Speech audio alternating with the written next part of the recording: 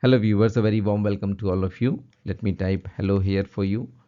This is a session about euthanasia and assisted suicide. We have covered it very comprehensively along with the moral arguments for and against. We will also deal with some philosophical angle. So why it is in news? Recently Jean-Luc Godard, a renowned French and Swiss film director, died by assisted suicide at the age of 91. In this video, we will understand what is assisted suicide, how it is different from euthanasia, and are any of these processes legal in India. Before going forward, let me tell you assisted dying is of two types. One is euthanasia and other is assisted suicide. So assisted suicide and euthanasia both are under the assisted dying. So what is euthanasia? Euthanasia actually a Greek word. Eu means good and thanatos means death. So the combination of these two, the word translates into meaning of gentle and easy death.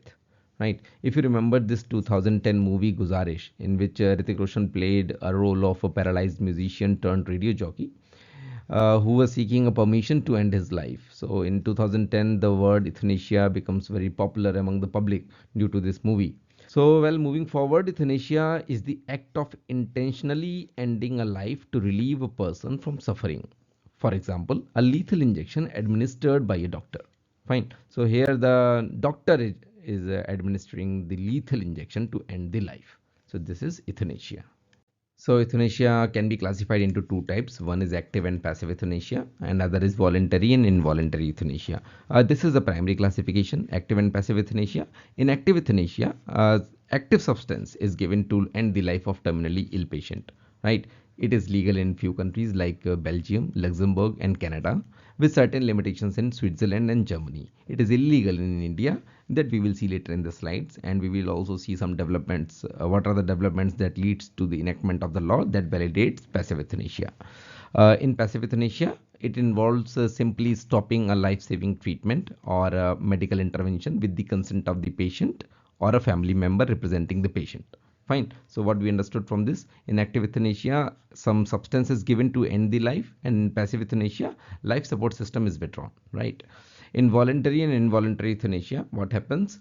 In voluntary euthanasia, it occurs on the request of person who dies, right? Yeah, that means a person is in a conscious state and he can give this statement that he want to end his life. In involuntary euthanasia, a person is unconscious or is unable to make a meaningful choice between living and dying, right? So this on the behalf of this unconscious person, certain family member or any appropriate person takes the decision on their behalf. That's it. So now let's understand what is assisted suicide. It is a very self-explanatory word that means somebody is assisting in suicide. In assisted suicide, a person is prescribed drugs that they must take themselves in order to die. So here the keyword is themselves, यानी खुद से ही लेना होता है. Although euthanasia and assisted suicide do sound similar, right? Wherein for both a person intentionally end their life with active assistance from others. However, there is a very fine line. In euthanasia, a doctor injects the drug or removes the life support system, as we have seen in the previous slide. In euthanasia, doctor injects the drug or removes the life support system, while in assisted suicide, patient consume the life-ending drug themselves, right? For example, a person who is going to die need help to kill himself and ask for the drug. It may be something as simple as getting drug from a person for the person and putting those drugs within their reach, right? If he is not able to take the drug and doctor is just placing the drug nearby him so that he can take the drug and consume it, right? So this is the assisted suicide, although it is similar, but there is a very fine line. So euthanasia and assisted suicide have always been subjects of widespread controversies due to accompanying moral and ethical implications. So let's have a look at the arguments presented by the proponents of both, who are for and against euthanasia. So now let's see some of the arguments in favor of assisted dying.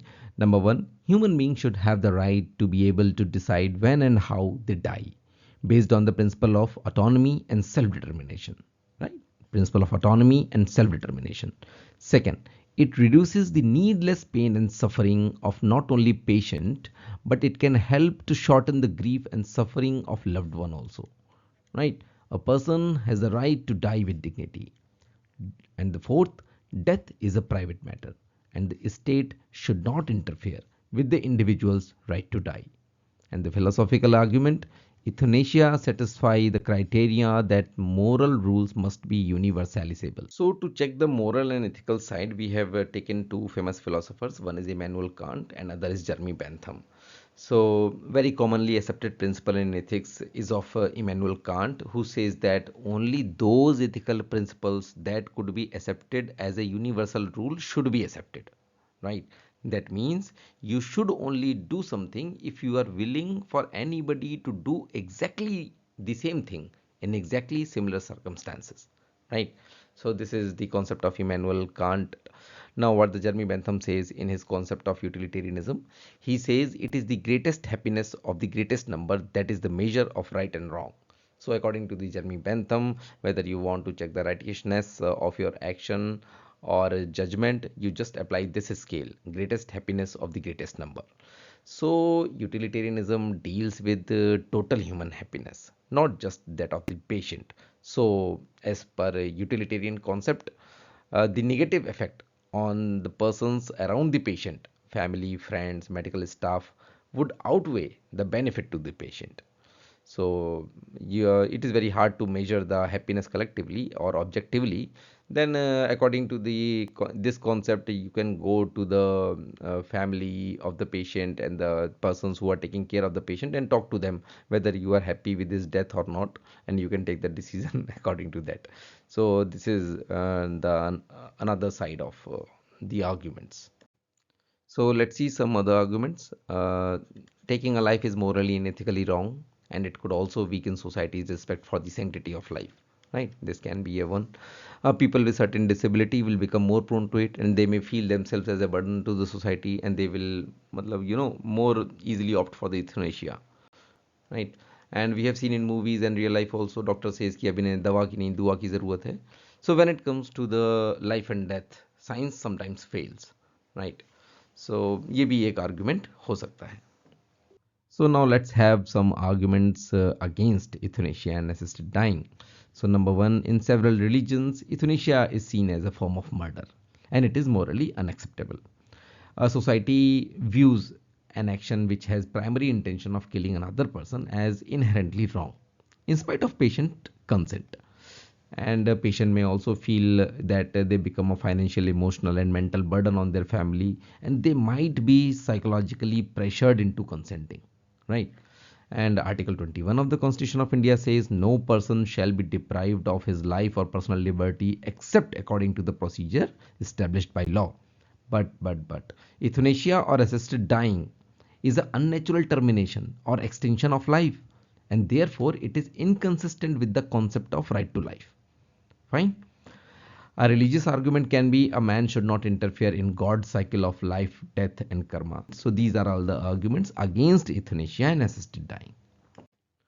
Now let's have a quick look on India's journey to euthanasia law. It all started in 2005 with the petition of an NGO named Common Cause. It is a New Delhi-based NGO. Right? They approached to Supreme Court under Article 32, and they asked Supreme Court what?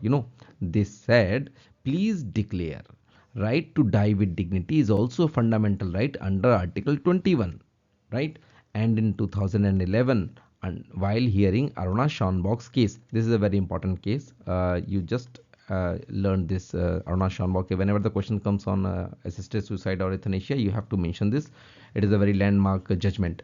So in this case, what Supreme Court said, Supreme Court legalizes the withdrawal of life support system from the patient who is not in a position to make informed decision, right? So passive euthanasia is allowed by this case, Aruna Shaunbaug's case, right?